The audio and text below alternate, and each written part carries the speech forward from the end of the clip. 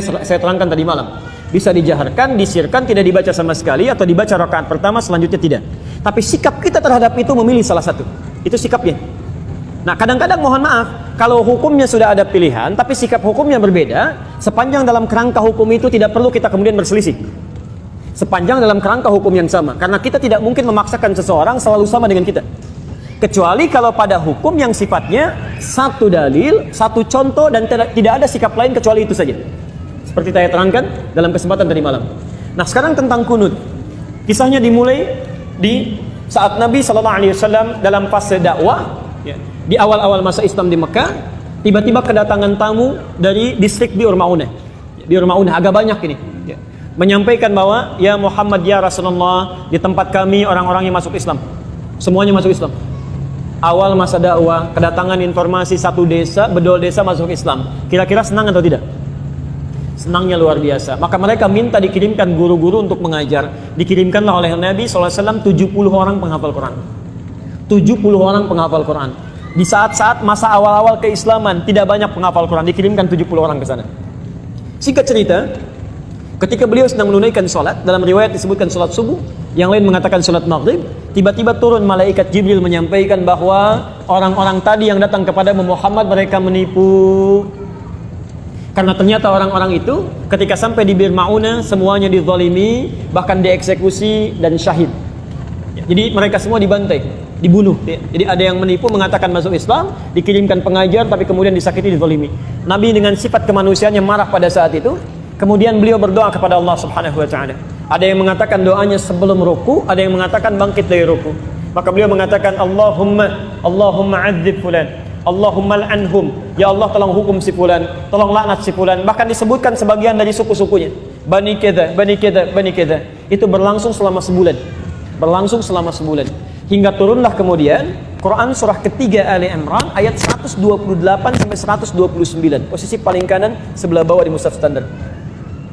Quran surah ketiga Ali Imran ayat 128 sampai 129.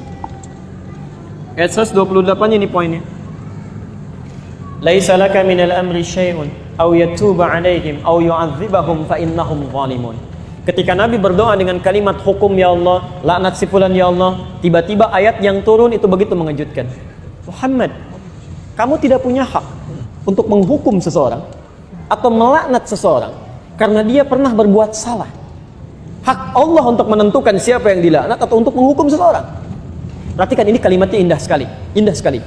Ini ingin memberikan keterangan kepada Nabi SAW bahwa tugas Nabi itu berdakwah dalam kebaikan. Sekalipun cuma berdoa, maka bila bisa berdoa yang baik-baik, maka hindarkan doa yang tidak baik. Ingin mengajarkan bahwa Muhammad, kamu masih berada di awal dakwah. Jangan cepat merasa panas, kemudian cepat menyinggung, minta dihukum dan sebagainya. Kalau nanti sikapnya seperti itu, nanti lama-kelamaan gak ada bedanya dengan umat terdahulu. Nabi Nuh ketika umatnya mulai menyimpang, minta kepada Allah, ya Allah, setelah berdakwah ya Allah, umat ini gak mau menerima ya Allah, maka turun azab Allah Subhanahu wa taala. Kamu untuk umat terakhir sampai dengan kiamat. Kalau sikap sekarang minta umatnya dihukum, maka bagaimana dengan sikap dan keadaan mereka nanti sampai kiamat? Jangan-jangan gak ada umat nanti sampai kiamat karena nabinya belum apa-apa sudah minta kemudian untuk menghukum. Maka turun ayat untuk meluruskan kepada Nabi supaya berdoa dalam kebaikan-kebaikan. Baik. Ini bukan Nabi salah, bukan, nilai kemanusiaan yang menjadikan bahwa mereka penipu. Sedangkan ini masih ada di awal dakwah. Tapi Allah kemudian menanamkan kesabaran dalam diri Nabi. Yang paling indah, turunlah kemudian ayat ini. Setelah ayat ini turun, terjadi dua peristiwa. Satu, Nabi tidak membacakan lagi doa tadi. Ya Allah, tolong laknat si fulan, ya Allah hukum si fulan. Tapi kemudian merubah doanya menjadi doa yang baik.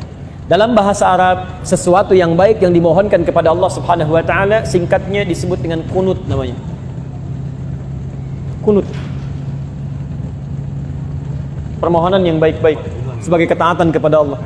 Karena Allah perintahkan berdoa dengan yang baik, ya maka sifatnya disebut dengan kunut.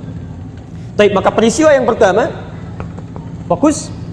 Nabi tidak membacakan doa itu lagi, lalu mengajarkan kepada cucunya Al-Hasan, kepada sebagian sahabatnya doa yang terbaik sebagai pengganti doa yang ini. Apa doanya? Allahumma hadini fiman hadait, wa afini fiman afait, wa tawallani fiman tawallait, wa barik li fima atait, wa qini syarra ma qadait. Tidak pakai bi rahmatika ya. Tidak pakai bi rahmatika, tapi dalam hadisnya wa qini syarra ma qadait. Itu yang diajarkan oleh Nabi sallallahu alaihi wasallam. Maka kemudian ada yang meriwayatkan Nabi tidak pernah membacakan doa itu lagi, dicukupkan, ya, tapi kemudian sahabat mempraktikkan doa itu dalam salatnya. Ada yang menggunakan saat witir, ada yang menggunakan saat Ramadan, ya di 10 malam terakhir, bahkan ada yang menggunakan dalam kesempatan salat subuhnya. Dan itu didiamkan oleh Nabi sallallahu alaihi wasallam.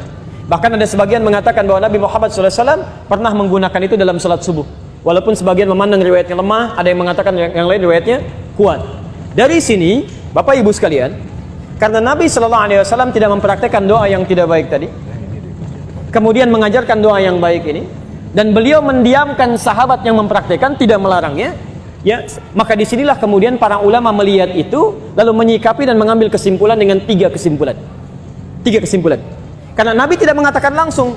Kalau Nabi mengatakan sudah nggak usah berdoa, selesai masalah. Kalau Nabi mengatakan berdoa ya, ini bagus, selesai masalah. Tapi Nabi mendiamkan di sini, dan sikap diamnya Nabi dalam implikasi hukum itu bisa menerangkan beberapa pilihan-pilihan hukum. Maka Imam Abu Hanifah mengatakan, karena Nabi sebelumnya tidak baca doa, dan setelah itu pun beliau tidak baca doa lagi setelah turun ayat tadi, maka beliau menyimpulkan tidak ada doa kunut itu. Makanya saat subuh tidak perlu membaca doa kunut. Selesai. Imam Abu Hanifah.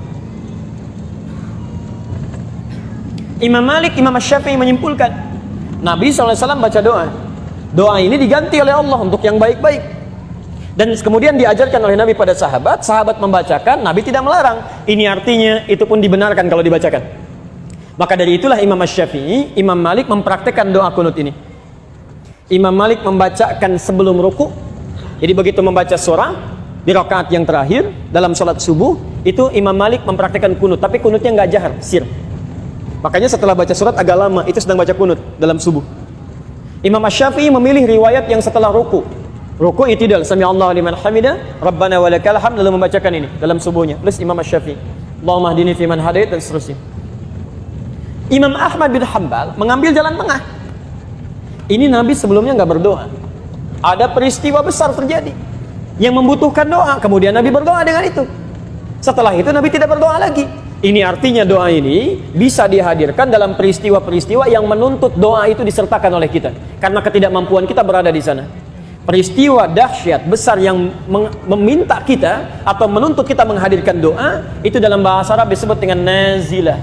Nazilah, maka dikenal dengan istilah kunut nazilah. Doa kunut yang dibacakan ketika terjadi peristiwa genting yang membutuhkan doa. Yang ada di Palestina, yang ada di Aleppo kemarin, yang ada di Syria dan sebagainya, maka dikenal dengan istilah kunut nazilah. Tiga-tiganya disepakati oleh para ulama, baik di zaman itu sampai di zaman kini. Ini ijtihad para ulama yang dibenarkan dan sah dilakukan ketika memilih satu di antara ketiganya. Karena Nabi memang memberi peluang yang sama untuk bisa mengerjakannya atau tidak sama sekali. Jadi di masa bahkan Imam Syafi'i, beliau pernah berkunjung ke tempatnya Imam Abu Hanifah setelah beliau meninggal. Masya Allah Pak, Imam Syafi'i kunut, Abu Hanifah dan muridnya tidak. Begitu sampai ke tempat Imam Abu Hanifah, murid Imam Syafi'i mengatakan, ketika Imam Syafi'i diminta jadi imam, Syekh tafadhal, taumu bin nas, tusalli bin nas, Anda jadi imam. Murid Imam Syafi'i mengira Imam Syafi'i akan kunut. Mereka mengatakan pendapat kita akan unggul di sini. Tapi ternyata ketika sholat subuh, Imam Syafi'i tidak kunut. Tidak kunut. Apa kata muridnya setelah sholat? Syekh, lima lam taknut, kenapa Anda tidak kunut? Kata beliau, saya menghormati pendapatnya Imam Abu Hanifah yang berlaku di tempat ini. Masya Allah. Imam Syafi'i kunut, tapi ketika berkunjung di tempat yang tidak kunut, beliau tidak mempraktikkan kunut. Imam Ahmad bin Hanbal juga, Masya Allah, beliau kunutnya nazilah, tapi ketika beliau berada di tempat Imam Syafi'i, beliau kunutnya kunut seperti biasa, bukan nazilah lagi. Jadi di sini indah sekali. Para ulama soleh, hafal Quran, menulis kitab hadis, dekat dengan Allah, saling menghormati satu sama lain. Walaupun beda pendapat, tapi masih bisa minum teh sama-sama, tersenyum sama-sama, dan ada dalam kebaikan. Antum bukan imam besar, jadi makmum juga jarang, hafal Quran juga tidak, hadis belum dituliskan, Masya Allah. Kenapa masalah ini jadi pada ribut? Yang kunut benar, yang tidak kunut benar, yang salah, yang tidak sholat subuh. Selesai. Nah sekarang selesai sederhana. Jika imamnya kunut, antum ikut kunut, mengaminkan, selesai. Ya, persoalan mengangkat tangan atau tidak itu persoalan lain. Tidak harus mengaminkan mengangkat tangan. Saya tadi subuh imamnya kunut, saya mengaminkan, tapi tidak harus mengangkat tangan. Kalau imam dia berdoa boleh mengangkat tangan. Ya, jadi begitu mengatakan Allahumma hdina fiman hadait, saya katakan amin. Karena makmum itu tugasnya mengikuti imam. Dan kalaupun imamnya nggak kunut, antum biasa kunut, antum nggak usah kunut. Apalagi imam salam, antum sujud sahwi.